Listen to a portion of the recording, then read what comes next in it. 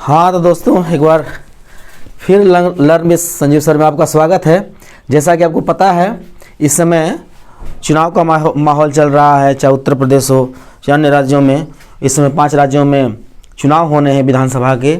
तो मैं आज जो मेरा टॉपिक है निर्वाचन आयोग इलेक्शन कमीशन के बारे में मूलभूत जानकारी आपको उपलब्ध कराना मेरा उद्देश्य है। जैसा कि आप देख रहे हैं कि निर्वाचन आयोग आर्टिकल 324 से 329 यानी अनुच्छेद 324 से लेकर 329 तक इसका वर्णन किया गया है। निर्वाचन आयोग की जो व्याख्या है वो अनुच्छेद 324 में निर्वाचन आयोग भारत के लिए एक संवैधानिक निकाय होगा। निर्वाचन आयोग जो स्वतंत्र होगा और वो चुनाव निष्पक्ष ढंग से कराएगा। ये बात जो है 324 में कही गई है। इसकी स्थापना देखते हैं। इसकी स्थापना 25 जनवरी 1950 को इसकी स्थापना हुई। और देखिए एक एक क्लास जोड़े गए हैं। 324 एक ये कहता है कि लोकसभा, राज्यसभा, राज्य विधानसभा, राष्ट्रपति, उपराष्ट्रपति, इन सब का जो है स्वतंत्र रूप से और निष्पक्ष ढंग से अगर कोई चुनाव कराएगा उसके लिए निर्वाचन आयोग की व्यवस्था की गई है। यानी कि निर्वाचन आयोग कराएगा किसका? लोकसभा, राज्यसभा, राष्ट्रपति, उपराष्ट्रपति, राज्य विधानसभाओं का निष्पक्ष ढंग से चुनाव कराने के लिए निर्वाचन आयोग 324 एक होता है। और रही बात देखिए 324 में पढ़ा आपने निर्वाचन आयोग, 324 में ये चीजें पढ़ी आपने।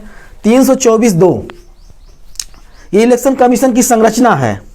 इलेक्शन कमीशन की संरचना है, कैसे इलेक्शन कमीशन होगा, क्या होगा उसमें। तो 324 में ये चीजें बताई गई हैं। आपको बता दें कि मुख्य चुनाव आयुक्त एक होता है और 2 अन्य मेंबर होते हैं। लेकिन आपको बता दें कि 16 अक्टूबर 1989 से पहले एक ही होता था। उसके बाद एक जो है चीफ इलेक्शन कमिश्नर और प्लस 2 मेंबर पहली बार ये व्यवस्था की गई। इसके पहले चुनाव जो है आयुक्त एक ही होता था, वो अपने तरीके से चुनाव संपन्न कराता था। उसके लिए पहली बार सहूलियत देते हुए 2 मेंबर की व्यवस्था की गई। लेकिन बीच में 90 के आसपास जो है चीज़ें फिर एक हो गया। कितना हो गया? इसके बीच में एक हो गया था। इलेक्शन कमीशन की नियुक्ति बस होती थी जो मेन होता था। लेकिन फिर देखा गया कि व्यवस्था गड़बड़ हो रही है, तो 1 अक्टूबर 1993 से ये व्यवस्था फिर से चालू कर दी गई कि एक चीफ इलेक्शन कमिश्नर होगा और प्लस 2 मेंबर होंगे। 2 क्या होंगे? मेंबर होंगे। ये व्यवस्था अनवरत 1 अक्टूबर 1993 से चल रही है और आज तक चालू है।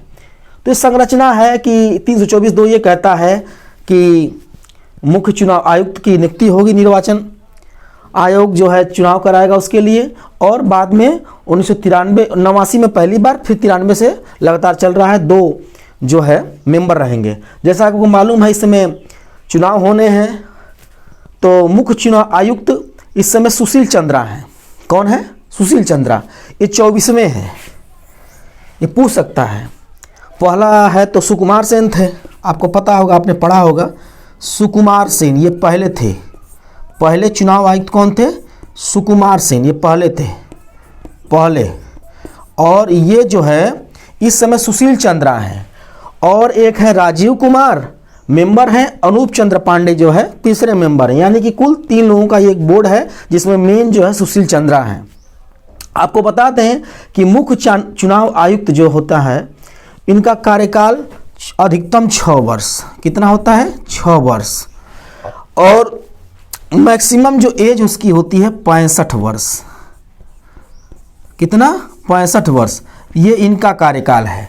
यही लोग बाद में जाके बनते हैं तो कार्यकाल बढ़ जाता है। रही बात राजीव कुमार और अनुप चंद्र पांडे, ये मेंबर हैं, तो इनका जो है 6 वर्ष होगा। ठीक है, 6 वर्ष। इनका भी 6 वर्ष। लेकिन ये ध्यान रखना होगा अधिकतम जो उम्र होगी वो 62 वर्ष होगी। कितनी होगी? 62 वर्ष। 62 वर्ष जो है अधिकतम उम्र होगी। हाँ, ठीक है, आप फिर खोल देंगे बेटा, बैठे रहिए। तो ये 62 वर्ष जो है अधिकतम उम्र होगी ये 2 मेंबर के लिए। और जो है मुख्य चुनाव आयुक्त जो है अधिकतम उम्र 65 साल। और जो है देखिए, आपको हम ये बता दें कि राष्ट्रपति की सलाह पर, किसकी सलाह पर? राष्ट्रपति की सलाह पर जो है, जो प्रदेश में चुनाव हो रहे हैं, तो निर्वाचन आयोग ने एक ऐसी व्यवस्था की है कि उनको एक प्रादेशिक निर्वाचन आयुक्त नियुक्त किया है। किसी भी मेंबर को, इसी में से लोग जाते हैं तो एक प्रदेश का मेंबर बन जाते हैं, चुनाव आयुक्त बन जाते हैं। तो इस समय प्रादेशिक निर्वाचन आयुक्त जो है मनोज कुमार हैं। कौन है? मनोज कुमार। इनका कार्यकाल पहले ये पहले था 6 वर्ष, अधिकतम 6 वर्ष होता था। ये 18 में आए थे यूपी में, तो 6 वर्ष था और 68 साल। तो लेकिन इन्होंने जो प्रदेश की जो है सरकार ने इसको संशोधन करके जो है इसको 70 साल कर दिया, 70 साल कर दिया। ठीक है, तो ये चीज़ें जो है प्रादेशिक निर्वाचन आयुक्त इसमें मनोज कुमार हैं। और हर जो बेटा थोड़ा पढ़ा लेने दो।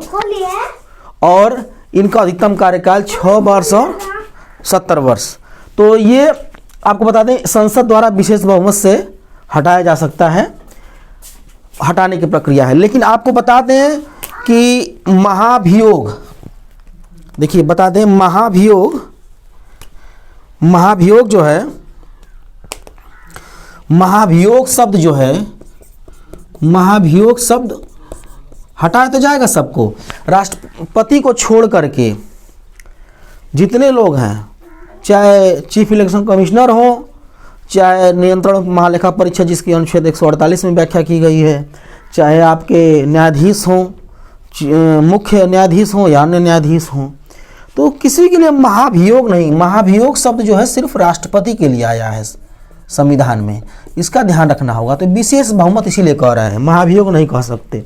ठीक है, तो ध्यान रखिए, ये चीज़ें हैं, काफ़ी चीज़ें आपको क्लियर हुई होंगी और इसके नेक्स्ट वीडियो में फिर हम बताएंगे, अच्छे समझाएंगे। और आपने समझा कि एक बार समझ लीजिए कि 6 वर्ष सबका होता है कॉमन कार्यकाल, लेकिन ये लोग बनते हैं, इसी में से कोई सीनियर होगा बन जाएगा मुख्य चुनाव आयुक्त। तो ये 62 वाला जो फिर ये हो जाएगा 65। फिर यही लोग क्या होता है कि प्रदेश सोचते हैं कि भाई इनको अनुभव है, मुख्य चुनाव आयुक्त रह चुके हैं, तो इसी में से लोगों को पहले के इसमें से ले करके और उनको प्रादेशिक निर्वाचन आयुक्त कर दिया जाता है। और ये हमेशा के लिए नहीं होता है, सिर्फ जब प्रदेश में चुनाव होगा उसी समय।